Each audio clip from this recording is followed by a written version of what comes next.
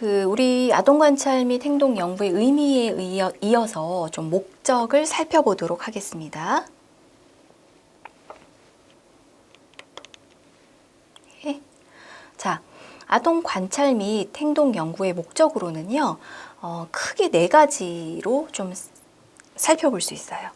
그래서 첫 번째는 영유아의 어떤 전인적인 성장과 발달을 지원함에 있어서 이렇게 관찰과 행동 연구를 하는데 목적을 두고 있고, 두 번째는 교사의 수업의 질적인 향상을 목적으로 두고 있고요. 또 세 번째는 학부모에게 필요한 그런 이해 자료를 제공함에 있습니다. 그리고 마지막으로는 유아교육기관의 그 교육 목표가 얼마나 달성되었는지 그 달성도를 파악하는 데 목적이 있어요. 자, 그럼 한번 자세하게 살펴볼까요? 자, 영유아의 그런 전인적인 성장과 발달을 지원하는 데 있어서는 교사는 자연스러운 일상 속에서 자연스러운 일상에서 개별 영유아의 어떤 신체, 인지, 사회, 그 정서 발달 수준을 관찰하고 기록할 수가 있어요. 그렇죠? 그래서 그 전반적인 어떤 성장을 보려면요, 관찰을 얼마나 선생님들께서 잘 하느냐에 따라서 신체적인 부분, 인지적인 부분, 사회 정서적인 부분을 잘 볼 수 있습니다. 자, 연령이 어리면 어릴수록 관찰을 더 세심하게 하셔야 돼요. 그죠? 아이들이 그만큼 언어로 표현하는 게 한계가 있다고 했죠. 그러다 보니까 보편적인 발달 기준에 비추어서 이 아이가 발달에 좀 우수하고 좀 강점이 무엇인지, 또는 발달 과정에서 좀 장애나 지연이 되고 있는지 이런 것들을 볼 수 있는 거예요. 그렇죠? 그래서 그런 여부를 파악하는 것이 필요하다. 또 관찰을 통해서 영유아들의 발달 수준을 정확하게 파악하는 것은 영유아의 개별화 교육을 계획하는 데 도움을 준다라고 볼 수 있습니다. 자, 그래서 영유아의 어떤 전인적인 성장과 발달을 지원하는 데 있어서 중요한 목적들을 봤죠. 그래서 이런 전반적인 성장은 신체, 인지, 사회, 언어, 정서 발달 수준을 관찰하고 기록할 수 있고, 그죠? 그리고 우수한 강점이나 또는 발달 장애나 지연이 되고 있는가의 여부를 파악할 수 있고요. 그래서 이렇게 그 관찰을 통해서 아이들에게 개별화 교육을 할 수 있는 거죠. 수준별로. 네. 자, 한 가지 예를 들어서 한번 볼까요? 어떤 아이가 이야기 나누기 시간에 친구들 앞에서 발표하는 걸 되게 두려워해요. 좀 말을 더듬고 단어 위주로만 이야기하고 뭐 만오세인데 예를 들어서 문장으로 얘기할 수 있는 나이에 굉장히 더듬더듬 이야기하고 목소리가 작아요.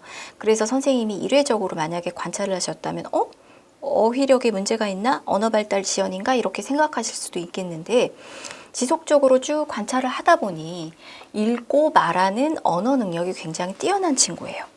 예를 들어, 보니까 언어 능력이 되게 뛰어난 친구구나. 그런데 이야기 나누기 시간에 친구들 앞에서 발표하는 것을 두려워한다. 그러면은 어떤 유아죠? 네, 언어 발달에는 문제가 없잖아요. 그죠? 언어 발달에는 오히려 능력이 뛰어나다고 했는데, 오히려 좀, 기질적으로, 그죠? 기질적으로 예를 들어서 낯가림을 좀 하고, 그죠? 부끄러움, 쑥스러움, 뭐 이런 것들을 많이 타는 내향적인 그런 친구구나 라고 선생님들이 좀 볼 수 있겠어요. 그렇죠? 그렇기 때문에 언어 발달 지연에 문제가 있는 아이는 아니잖아요. 이럴 때에는 교사의 역할을 좀 어떻게 제공하면 좋은가, 교사로서의 역할로 봤을 때 영유아가 힘들어하고 무서워하는 것을 억지로 시키는 것이 아니고 계속 발표하도록 해서 스트레스를 주기보다는요, 일상생활에서 아동이 좀 스스로 잘하는 것에 대해서 칭찬을 해주고, 그죠? 그 아동이 잘하는 부분 있잖아요. 거기에서 칭찬을 해주고 자신감을 북돋아 주도록 해야 돼요. 그래서 영유아가 좀 이미 알고 있는 이야기 있죠? 그런 것 중에서 내용이 좀 쉽고 다양한 목소리를 낼 수 있는, 예를 들어서 뭐 역할극을 한다거나 좀 앞에 서는 것에 대한 어떤 그 두려움을 단계적으로 줄여줄 수 있는 교수 학습 전략이 중요하다는 거예요.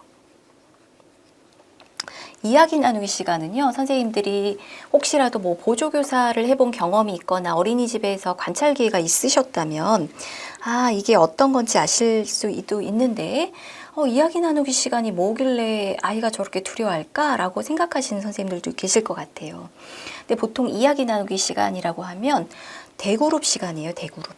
그래서 수업 시간에 아이들이 전체적으로 친구들이 다 있는 자리에 이제 발표를 한다는 건 좀 충분히 떨릴 수 있잖아요. 그쵸? 우리도 어른이지만 여러 사람 앞에서 발표하려면 두근두근하고 긴장하는 것처럼, 그런데 유독 친구들 앞에서 발표하는 걸 너무너무 불안해하고 두려워한다라고 한다면 이렇게 이제 선생님들이 단계적으로 도움을 제공하고 교수 학습 전략을 좀 이렇게 해줄 수 있는 거죠. 그래서 교사 지원을 이렇게 하시면 됩니다. 이런 방법도 앞으로 한 학기 동안 체계적으로 배울 거예요. 자, 그래서 교사는 관찰을 통해서 영유아들이 무엇을 이미 알고 있는지, 또 어떤 부분에 관심과 흥미를 느끼는지 등을 알 수 있습니다. 그렇겠죠? 관찰을 하다 보면 어떤 게 흥미가 있는가, 관심이 있는가. 예. 자, 이러한 내용을 토대로 교육과정을 계획하고 수정해 나가는 겁니다. 이걸 반영을 하셔야 돼요. 관찰을. 그죠? 그래서 개인차를 고려해서 교육과정을 운영해 나갈 수 있다. 관찰을 토대로 교육과정에 반영을 하셔야 됩니다. 자, 두 번째 목적으로 수업의 질적인 향상과 교사의 질을 개선할 수 있다고 했죠? 근데 아동을 관찰하는데 왜 교사 수업의 질이 개선이 될까? 궁금하시죠? 네. 그렇게 생각을 하실 수 있을 것 같아요. 그런데 아이들을 관찰을 하면요. 영유아들과의 어떤 그 상호작용, 그죠? 상호작용이라든지 그 교수법에 대해서, 교수법은 수업을 하는 방법이라고 그랬죠? 선생님들이 수업하시는 방법에 대한 자기 관찰이라는 거는요. 교사를 관찰하는 겁니다. 그죠? 교사 관찰, 그리고 영유아들도 관찰해요. 수업의 질을 개선할 수 있는 경우는요. 아동 관찰과 동시에 교사 자기 관찰이 있어야 돼요. 그렇기 때문에 수업의 질이 개선이 되겠죠? 자, 그래서 교사는 하루 일과 속에서 스스로 교수의 실제를 돌아볼 수 있어야 합니다. 교수의 실제를 돌아볼 수 있어야 된다. 자, 그래서 자기 교수 실제를 돌아보려면요. 교사가 자기 수업한 장면을 비디오로 녹화해서 검토해 본다면, 그죠? 비디오로 녹화한 것을 본다면 가장 좋겠죠. 네. 그래서 자기 어떤 표정이나 수업의 태도나, 그 선생님들의 어떤 목소리나 이런 그 음성, 억양 이런 것들이 자기는 평상시에 이렇게 좀 인지하고 못했던 것들이 보일 수 있어요. 아, 내가 이런 표정으로 이런 억양으로 아이들을 가르쳤었구나 이런 것들을 그 비디오 녹화 장면을 검토하는 과정 안에서 더 명확하게 평가해 볼 수 있는 거죠. 자기를. 이런 과정을 뭐라고 하냐면 교사의 반성적 사고라고 합니다. 이 교사의 반성적인 사고를 잘하는 사람들일수록 그 교사의 수업의 질이 다르고 교사가 벌써 질적으로 그쵸? 좀 더 높고 훨씬 훌륭하고 멋진 교사죠. 네. 자, 세 번째 그 목적으로는요. 부모에게 필요한 이해 자료를 제공할 수 있다. 그렇죠? 학부모에게 필요한 이해 자료를 제공할 수 있다.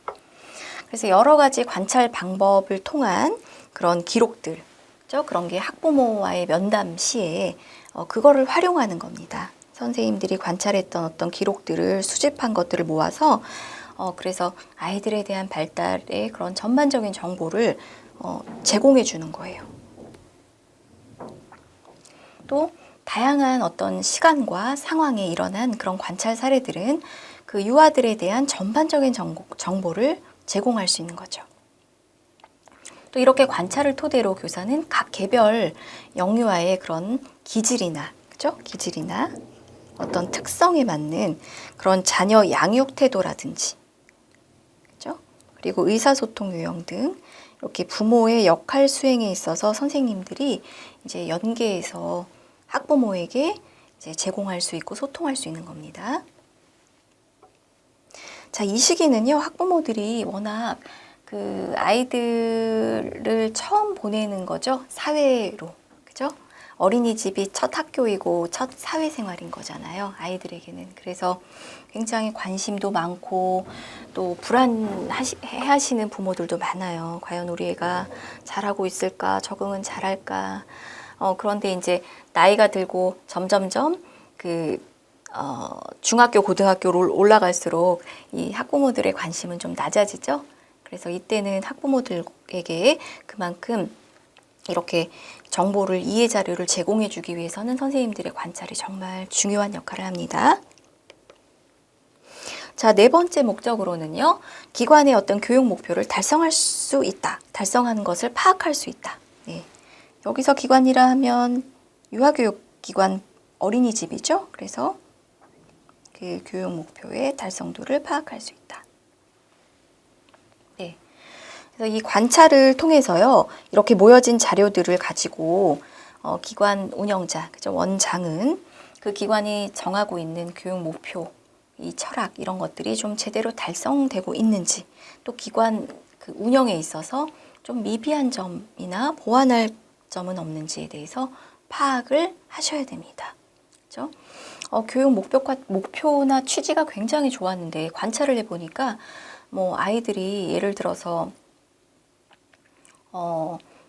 신체 활동 기회를 되게 많이 주고 신체 게임을 했는데 환경적으로 되게 안전하지가 않았어요. 그러면 보완하고 이렇게 좀 미비한 점은 좀 아이들을 좀 안전하고 넓은 공간에 신체 활동실을 만든다든지, 그죠? 아니면 바깥 놀이에서 좀 한다든지 이런 것들을 보완하고 좀 수정을 해야 되겠죠. 그래서 일정 기간 동안 이렇게 수집된 영유아의 성장 기록은 프로그램 효과를 또 나타내주는 증거이기도 합니다.